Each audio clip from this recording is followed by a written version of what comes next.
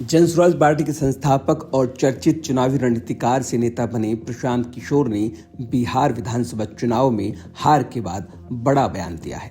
उन्होंने एक इंटरव्यू के दौरान कहा कि चुनाव में कुछ तो गलत हुआ।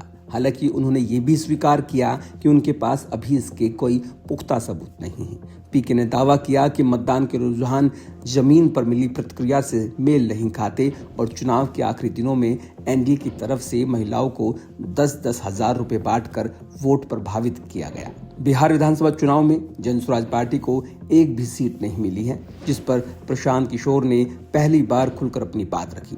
उन्होंने कहा कि चुनाव प्रक्रिया में कुछ ऐसा हुआ जो समझ से परे है और कई आंकड़े और वोटिंग पैटर्न वास्तविक फीडबैक से मेल नहीं खाते।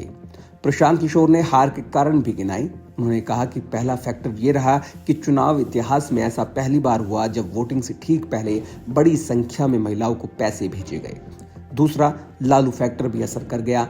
लालू का डर और कहीं जंगल राज वापस ना आ जाए। प्रशांत किशोर ने कहा कि इस चुनाव में कुछ अदृश्य शक्तियां भी काम कर रही थी। जिन दलों के बारे में लोग जानते तक नहीं थे, उन्हें लाखों वोट मिल गए।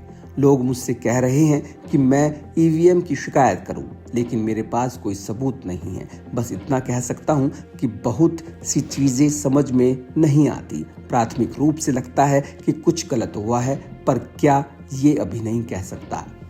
प्रशांत किशोर ने दावा किया कि चुनाव के दिनों में एनडीए ने महिलाओं को बड़े पैमाने पर नगद रकम दी। उन्होंने कहा कि चुनाव की घोषणा से लेकर मतदान तक महिलाओं को 10,000 रुपए बांटे गए।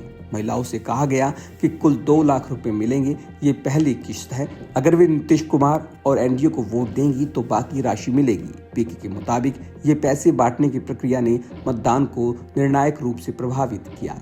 पीके का कहना है कि जनसुराज को एक और बड़ा नुकसान ये हुआ कि कुछ मतदाताओं ने ये मान लिया कि पार्टी जीतने की स्थिति में नहीं है। इससे उनमें जंगलराज की वापसी का डर पैदा हुआ। आखिरी चरण तक आते आते कई लोगों ने मान लिया कि हम जीतने वाली स्थिति में नहीं हैं। उन्हें डर था कि अगर उन्होंने हमें वोट दिया और हम नहीं जीते तो कहीं लालू का जंगल राज वापस ना आ जाए।